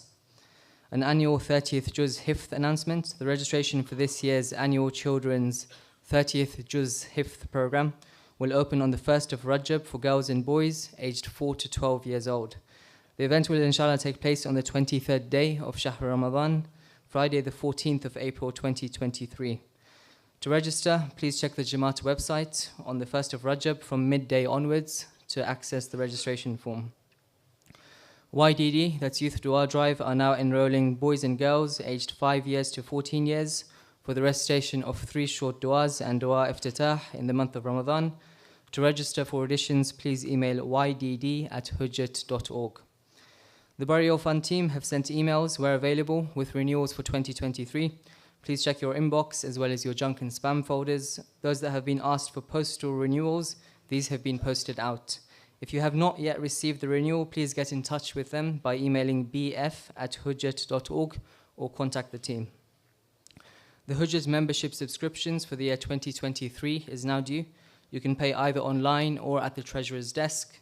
Please ensure your subscriptions are up to date to ensure full access to all of Hujjat's services from Jan 2023 through to December 2023. Utility prices are extremely high. Please help us by donating towards our general fund, and calendars for 2023 can also be purchased at the Treasurer's desk for £1. Lastly, those wishing to recite in the Gents main hall during Mahi Mubarak Ramadan are advised to email their requests to recite@hujjat.org. Please include a contact mobile number. And now for the main announcements. Today, Friday the 13th of January 2023, the Jamaat takes note of the following engagements, of which there are 3. Number 1, Sister Sumaya Fatima, daughter of Azra Hussain, to Brother Amir Raza, son of late Mahsam Khorsandi Karimi and Amir Zadeh. Number 2, Sister Ghadir, daughter of Haider al-Barrak and Asil Hamid, to Brother Abbas Ramzanli, son of Mahmoud Anwarli Jagani and Femina Nasser. And lastly, Sister Fatima, daughter of Fayaz and Sayyida Datu of Canada, to Brother Jabir, son of Hassan and Tahira Pir Muhammad. For those who don't know, Jabir is my younger brother. And as a younger brother, he was naturally nervous that I might do something or say something that would embarrass him in today's announcements, and rightfully so. However, it would be unprecedented for a Stanmore Muki to go over his allotted time. And that would put me on Makbul Uncle's red list. So Jabir, you're off the hook today, but I'll have to save the embarrassing stories for the wedding, inshallah. The Jamaat congratulates all the parties on this happy occasion. Muhammad wa Ali Muhammad, salawat. Salli ala Muhammad wa Ali Muhammad. We'll continue the program with a speech by Al-Hadi, by Brother Mustafa Ramji. Can you please welcome him with salawat ala Muhammad wa Ali Muhammad. Muhammad wa Ali Muhammad. Assalamu alaikum wa rahmatullahi wa barakatuh. Since the birth of Al-Hadi Youth in 2018, you as a community have supported us immensely. And today we wanted to take a quick step back and answer 2 key questions. Number 1, why do we exist? And number 2, how do we achieve our purpose? So why do we exist? Our aim is simple, to create a community with individuals who have taqwa and have an environment that facilitates that, with a particular focus on 11 to 35-year-olds. This means helping youth to be close to Allah subhanahu wa ta'ala at every moment of their lives and live God-centric lives. Our role is to create an environment that facilitates that spiritual journey. We believe in a 3-stage process. Stage 1 is what we call engagement. This means creating a welcoming environment for all youth. We ensure that they feel that they're part of a community that serves them and listens to them and cares for them. We do this by understanding what excites young people and then meet those needs within our community in a halal environment. We often do this through fun and entertaining events, such as Winter Wonderland recently, where you might ask, how does an event like that create taqwa? First of all, to be with your community in a halal environment, building bonds and serving each other is taqwa in and of itself. But secondly, and in the bigger picture, events such as these bring youth in through the doors of Hujjat. They build an affinity with us, we can build a relationship with them, and they're much more inclined to keep coming back. And that leads us on to stage 2, which is what we call connection. As youth keep coming back, they build bonds within the community. This might be with mentors who guide them, such as the elders in the community, the Al-Hadi mentors, or even mentors in their own family. They also build friendship circles so that they can have lifelong relationships that will keep them tethered to the straight path. The more they feel comfortable and trust us, the more they'll open up and we can help provide better solutions for their issues. And that leads us on to stage 3. This is what we call develop. Once we understand the needs and challenges of youth, we can provide solutions. Youth today face many challenges. This includes the effects of social media, the warping of gender roles, mental health issues, identity crises, and even economic issues.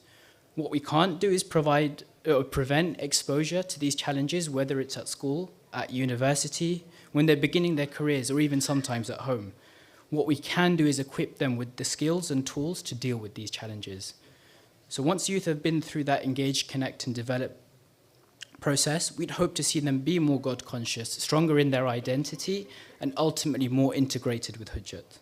So having explained what we do, we'd like to show you a short video where we show some of the activities we've done over the last year.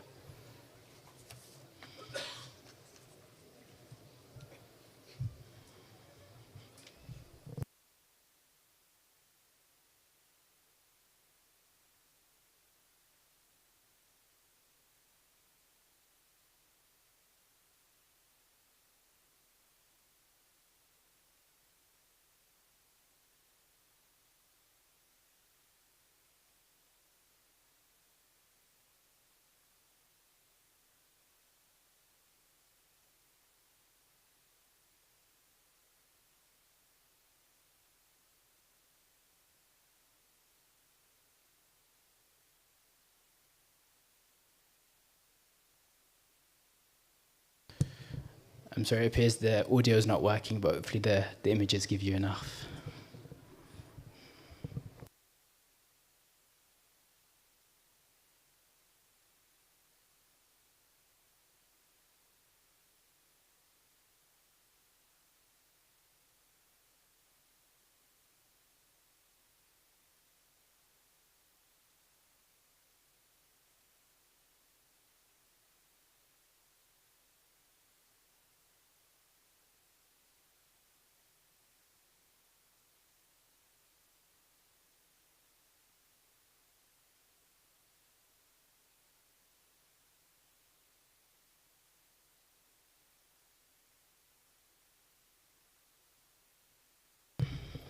Sorry you didn't get the audio with that. But at the heart of us being able to fulfill all of what you've just seen is over 100 active Al-Hadi youth members. We don't call them volunteers, but members, because everyone serves and is served. Members put their energy, their creativity, and their expertise into creating a God-centric environment for youth. Members who join are also welcomed into a family where they make lifelong friends, they get leadership experience, they develop spiritually, and they have a platform to drive change in our community. We do an annual survey of our members, and the number one motivation for joining Al-Hadi is always to serve the community that served them so well. Before I finish, we have some requests for you all. If you're a youth, come and talk to us. What are you facing, and what can we as a community do to help you? If you're a parent, keep bringing your children to our events, and just as importantly, keep talking to us. The more we know, the more we can help each other. And everyone, have a conversation with a young person. A conversation can go a really, really long way. People often just need to be listened to and understood to feel included in this community. We must also take the chance to thank you as a community for the support you've shown us so far on our journey, and we're always open to questions and feedback on how we can serve you better.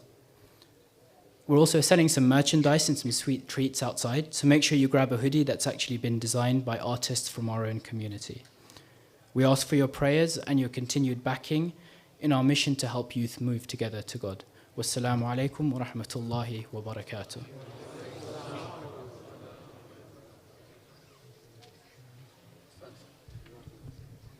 Ahsan, thank you, Mustafa. We'll continue the program with a poem by Brother Muhammad Abbas Jafar, followed by Qasida by Brother Abbasli bin Dali. Please welcome them both with salawat ala Muhammad wa Ali Muhammad.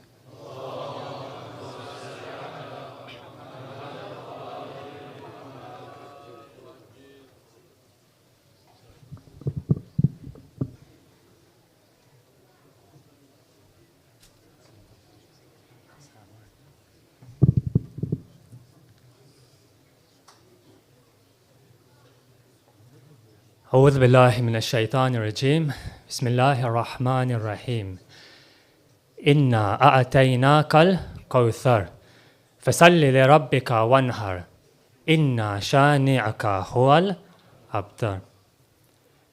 This poem is for Fatima, but let's settle one thing first. Allah created us for the Ahlul Bayt and definitely not the reverse. In fact, there would be no us if it wasn't for Ali. And there wouldn't be no Ali if it wasn't for Nabi. And there wouldn't have been anything, from ants to shooting stars, if it hadn't been for the creation of our beloved Fatima. Because when Allah needed a shelter for Muhammad and Ali's light, it was Fatima who protected them with all her strength and might. Her mother was Khadija, the Queen of Arabia. And soon she'd have a princess by the name of Fatima. Her father was the Prophet, the brightest light to shine. He came down as a mercy for the whole of mankind. Allah sent down fruits from Jannah, all the way to earth, commanded Nabi to eat them, and soon there'd be a birth. A few weeks later, Khadija fell pregnant, but the women showed her contempt. And when she went into labor, not one of them would help. So Allah sent down 4 midwives from heaven, whom Khadija gladly received. They were Kulthum, the sister of Musa, Maryam, Asiya, and Eve. And that's how Zahra was born. Now here is the thing. She was named after Al-Kawthar, an ever-flowing spring. In fact, when her father ascended earth, he drank from Kawthar in heaven. So that years later, Zahra delivered her own river of 11.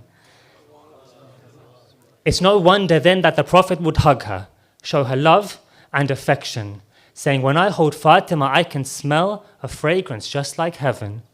And when Zahra would walk into the room, the Prophet would always stand, which left the people confused and puzzled, her status they didn't understand.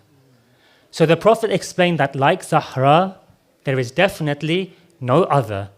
He named her Abiha, her very own father's mother. At the time of marriage, Zahra said no, when proposals came from every tyrant. But when Mawla asked for her hand, Fatima stayed completely silent. Zahra had found her match, but a hefty mahar he couldn't afford. The only things Ali had in this world were a shield, a horse, and sword. Nabi said, keep the horse, it'll help you make a living. And you also need to keep your sword to defend Islam at the beginning. So Ali made 480 dinars from selling the shield called Al-Hatima. Ali made 480 dinars from selling the shield called Al-Hatima. For who needs a shield when you have a wife like Fatima? But Zahra isn't just a shield. She's a sword for us Rafida. She's not just the shield, she's a sword for us Rafida. For la fata illa Ali, la sayfa illa Fatima.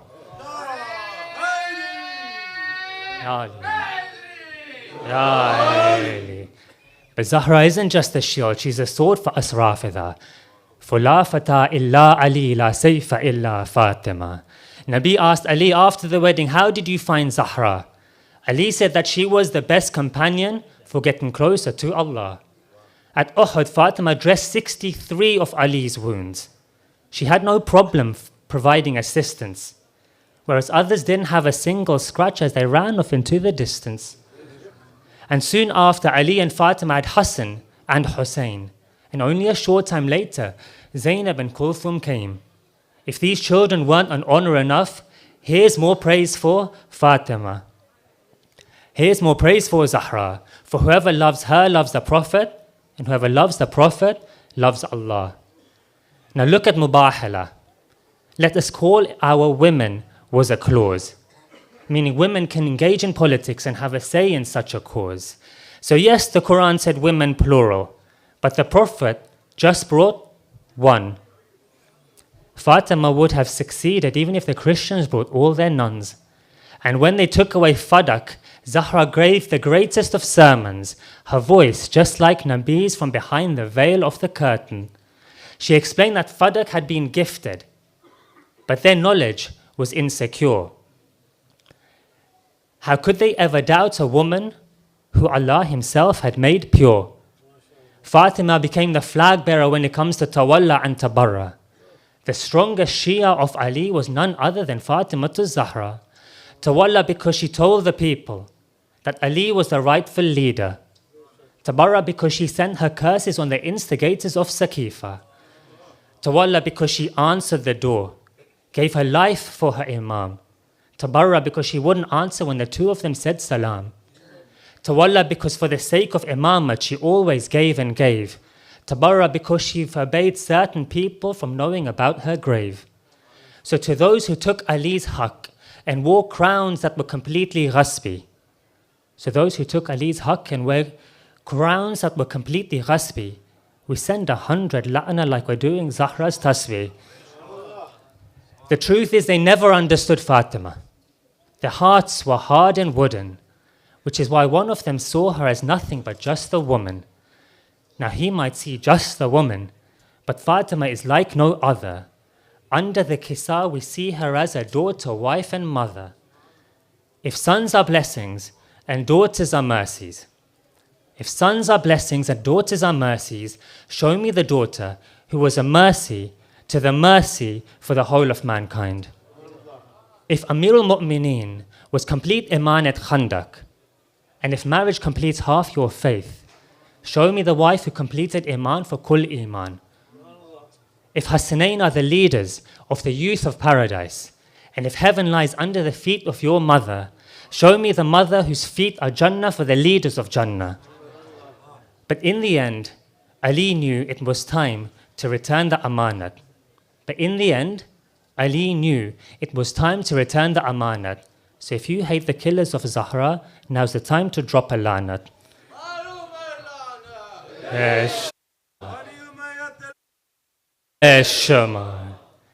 No, Zahra is our only hope, the heart of the Kisa. She's the rightful owner of Fadak and she's Khairun Nisa. Zahra is more than a woman. She is the one named Batul. She was Ali's one true love and Qurrat Aini Rasul. She is Mansura, Tahira and Jamila, Siddiqa Mubaraka, Kawthar and Zakiya. And when the light of Ali and Muhammad needed to be joined, it was the shining light of Zahra that was Allah's only choice. So lower your gaze when Zahra is brought out on Qiyamah, for she is the link between Nabuwat and Imamat. Fatima is also our protection. Fatima is also our protection from being thrown into the fire. She will take us into Jannah, so Fatima is Wilayah. Wait, that's not enough, for Fatima is Tawheed. Those who reject her have lost, whilst we will surely succeed. And on that day when we're all alone, bound in chains by our deeds, we just have to call out, Ya Zahra, and surely we'll be freed. We just have to call out, Ya Zahra, and surely we'll be freed. Sallu ala Muhammad wa ali Muhammad.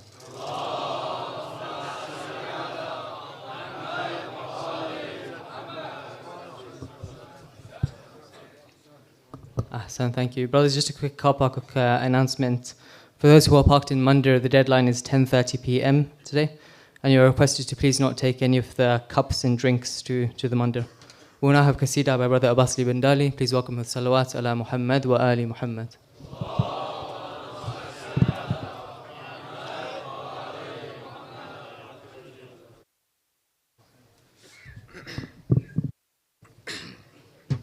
Muhammad wa ali Muhammad, salawat.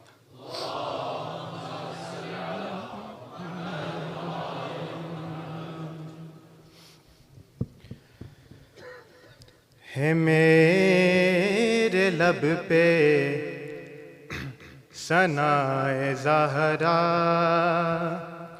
है मेरे लब पे सनाए ज़हरा, है मेरा सामे खुदाए ज़हरा, है मेरे लब पे सनाए ज़हरा।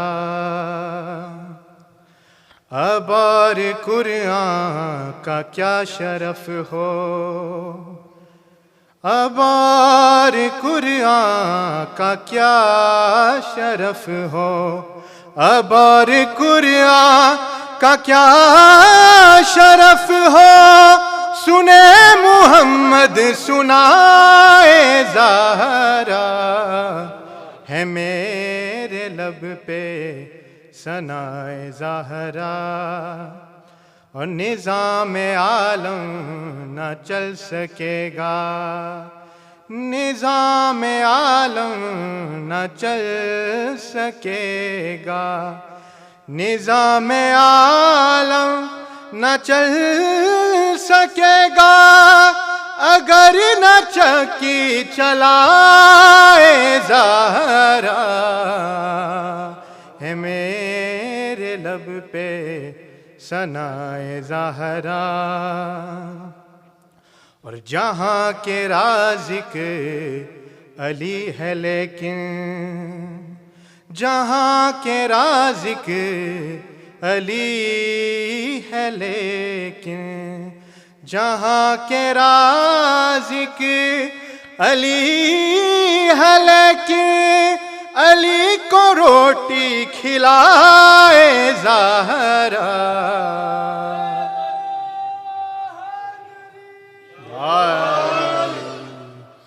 خدا سے وعدے کرے محمد، خدا سے وعدے کرے محمد، خدا سے وعدے کرے محمد، خدا سے وعدے نبھائے زہرا، اور مباہلہ میں بھی آئی ہوتی، مباہلہ میں بھی آئی ہوتی، مباہلہ میں بھی آئی ہوتی، جو ہوتی بیٹی سوائے زہرا، ہے میرے لب پہ ثنائے زہرا، اور ہمیں بھی مزدور رکھے قائم، ہمیں بھی مزدور رکھے قائم، ہمیں بھی مزدور رکھے قائم، جو تیرا روزہ بنائے زہرا، ہے میرے لب پہ ثنائے زہرا، اور نماز کیا فیصلہ کرے گی، نماز کیا فیصلہ کرے گی، نماز کیا فیصلہ کرے گی، بہشت میں گئے بلائے زہرا، ہے میرے لب پہ ثنائے زہرا، محمد وآل محمد صلی اللہ علیہ وسلم.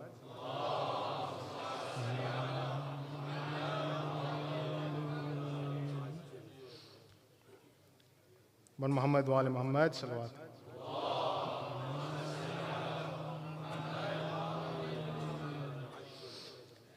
ایک اور صلوات محمد وآل محمد پر.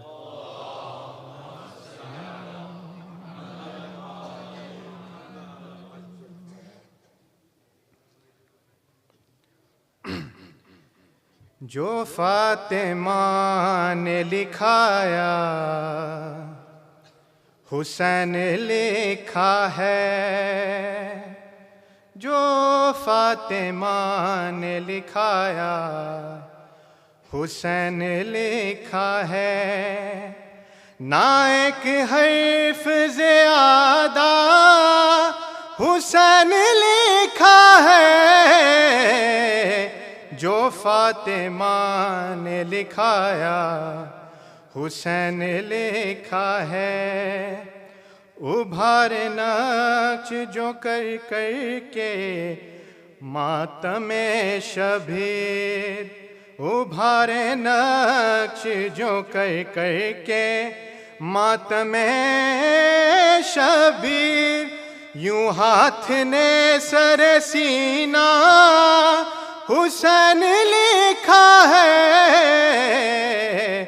جو فاطمہ نے لکھایا حسین لکھا ہے، پڑھی جو میں نے اٹھا کر کتاب صبر و رضا، پڑھی جو میں نے اٹھا کر کتاب صبر و رضا، کہ ورق ورق پہ یہ دیکھا حسین لکھا ہے، جو فاطمہ نے لکھایا حسین لکھا ہے، اور میرے لہو کی سیاہی نے میری شہ رگ پہ، میرے لہو کی سیاہی نے میری شہ رگ پہ، حیات ہے تیرا قرضہ حسین لکھا ہے،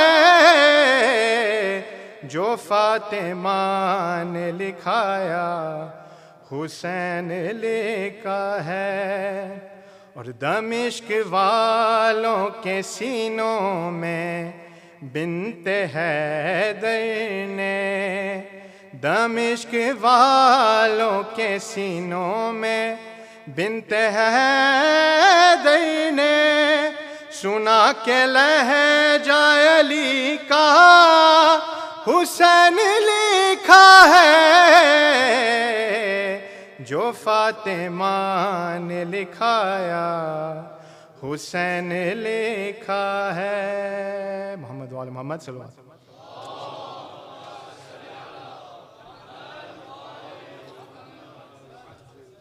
Brothers, just one final announcement. If you are Daniel Rahimi, you have misplaced one of your belongings, please visit the Jamaat office to collect Tawajjuh Ziyarah.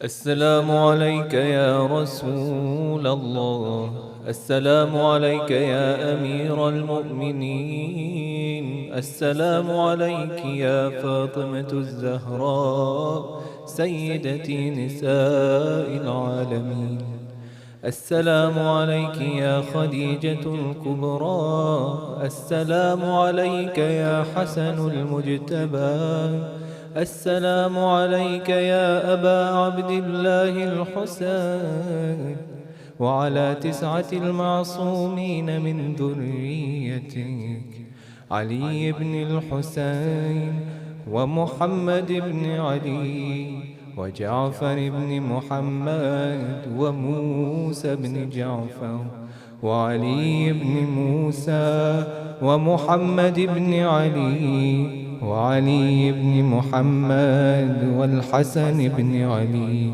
والحجة بن الحسن، عجل الله فرجاه وسهل الله مخرجاه وظهوره، والسلام عليكم ورحمة الله وبركاته.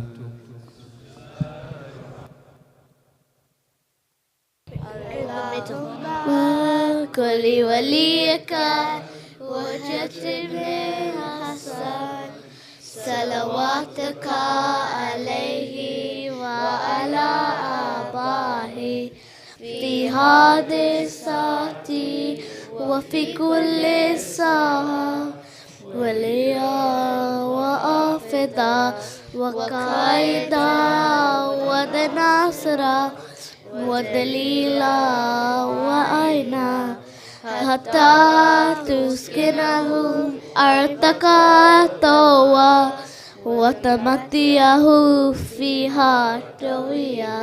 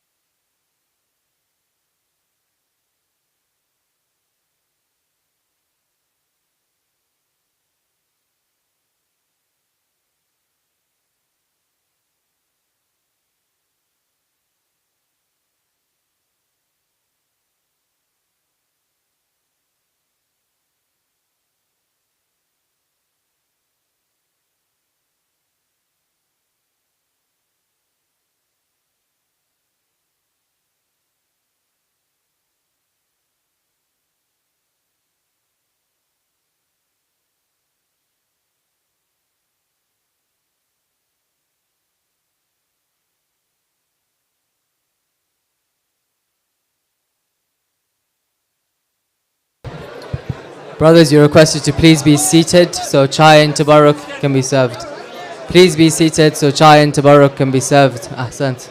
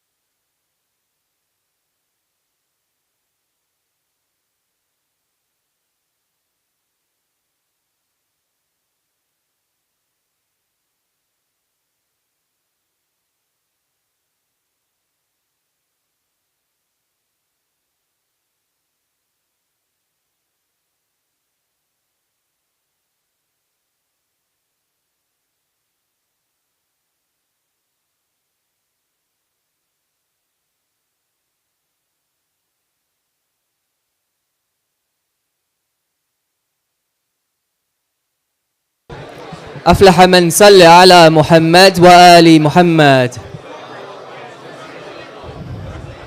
Brothers, the volunteers cannot serve tea and tabarruk if you are standing. The tea and tabarruk will not be served until you are seated. So please be seated so the volunteers can do their job. Ahsant.